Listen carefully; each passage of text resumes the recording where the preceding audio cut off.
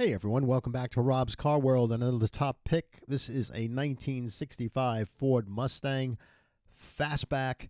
It's a one-owner car. Found this car out in California tonight. Let's go check it out. Found this car out in California on Craigslist. It's out in Palm Desert, California. That's inbound, going east, going towards the mountains. So they were not affected by the recent fires, unfortunately.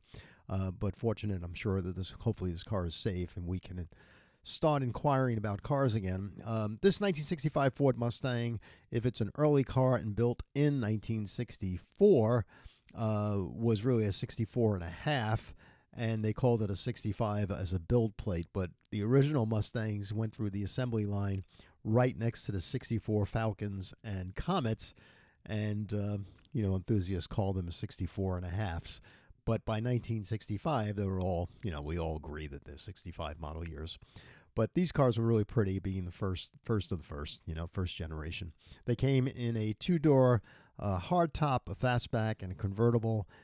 They had three small blocks available, the 289 high-performance V8. Most of those cars were the GTs, and they had 411 gears in the back, so those cars really wind out pretty well. The 289 that's probably in this car originally from the factory, V8, that's the upgrade from the 260 cubic inch engine that was also available. This car was, if it's the original owner, I'm thinking that person's probably 10 years older than myself, so he must be an old-time enthusiast to put the money into the car to make this car scream. And scream it probably does, because the car is built very well with 360 horsepower. So let's get into the actual photographs of this car and see if we can just talk about it in a little more detail. He's asking a lot of money for the car because it's not a GT or anything like that. But if he's the original owner and he can prove that the mileage on the car is original, 84,000 miles, and he has documentation, including the window sticker and all that stuff, it's a fun conversation. Now, is that conversation worth $39,000? No, not at all. But at least you can have the conversation, and then we'll pitch him a different number. But looking at the car, there's one photograph here. The rear quarter panel, for some reason, that paint looks dull. And I'm hoping that it's not dull. It's just the lighting, because I'd feel very upset if this car was so beautifully presented, but just with a bad paint job. So that's one of the things you have to find out about, is the paint job. I'm thinking it's the reflection of the walls or the trees in the background.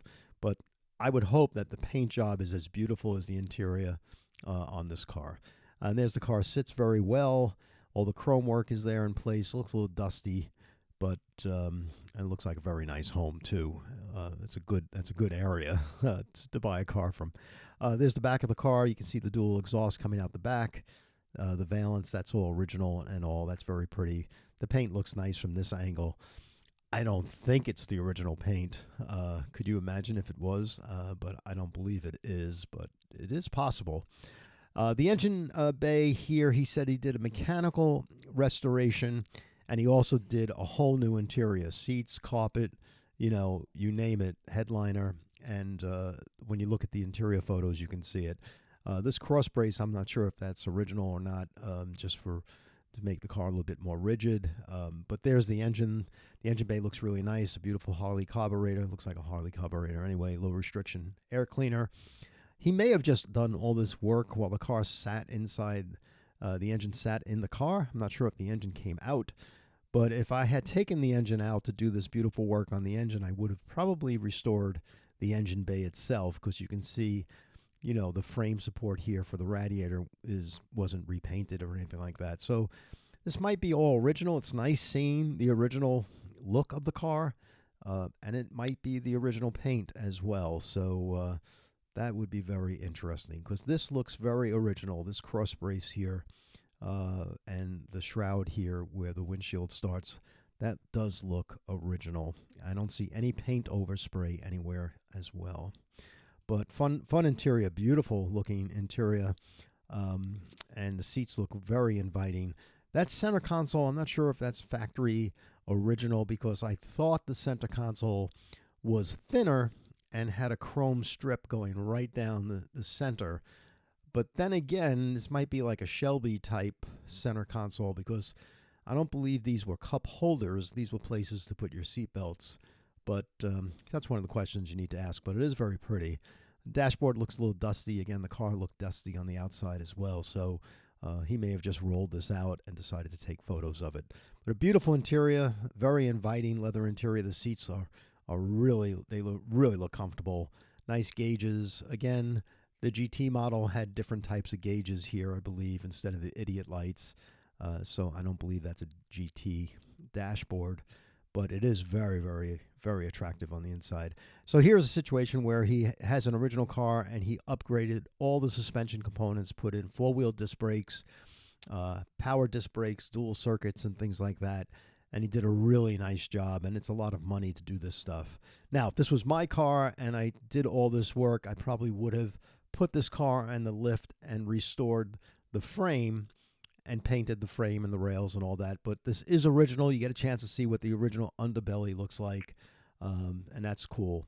The floors look to be revised and changed because I don't believe any floor, even though he's the original owner, would look this beautiful after all these years. So he may have, when he did the whole interior, he may have put new floors in at some point, and it looks to be professionally done as well, and the sills look nice. It doesn't look like there's any rust. So it is very possible that this car may have rusted a little bit just in a damp garage or something like that, or maybe it wasn't always here in California. So, but it looks nice. I mean, that's a lot of work to do. And again, this whole suspension here, he's got headers in the car.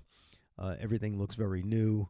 But again, you see that little surface rust in the floor pan where your feet are. I would have, scrubbed that down. I would have treated that area if I'm going to get this much involved in the undercarriage. But that's just me, But nice work. Overall, really nice. The interior looks fantastic in the seats and the door panels. American Racing wheels, which was kind of like a thing back then as well. This disc brake looks a little rusty. So, again, it doesn't look like he used this car that much. That one doesn't. And that's it. So a really nice car. Now, $39,800 is a lot of money. If it was a GT special like that, it would be worth more money. I'm not sure if this was an original 4-speed transmission. It might have been a 3-speed transmission. So you have to check on the pedigree of the car to find out what was original with this car. But I think $39,800 is the top end of this car. And I'm thinking more in the $29,000 range. I'm $10,000 off on this car. So if I met him halfway, I'd be at $34,000. That's probably $32,000. That's probably all the money. And that's a premium for a one-owner car as well. So you can have bragging rights that you're the second owner. The car is old now. 1965 was a long time ago. So you get a chance that's, 60 years ago. I can't believe that's 60 years already. But, you get a chance to own a car like this. I think it'd be a lot of fun. Again, it's still cheaper than the price of an average new car, which is almost $50,000. So you can save money and buy this one. Anyway, thanks for joining me tonight. If you'd like to find this car on Craigslist, I'll show you where to get it. Just go on Craigslist Market and hello, let's get here. Where's that Craigslist? There it is. Search Craigslist 1965 Ford Mustang Fastback in Palm Desert, California, and this car will come popping at you. If you're not already a subscriber to Rob's Car World, please subscribe. Hit the subscribe button. We'd love to see you. And please pass along this channel to friends that love cars so we can grow it. We're going to start doing some live Q&A so you get a chance to ask questions about finding collector cars and just shopping cars in general, and we'll get to know our members even more. Thanks again to all the patron members that we have that support this channel. You know who you are, and we appreciate that very much. This is Rob. Thanks again for joining us, and I'll leave this slide up, and we'll see you again here. Bye-bye.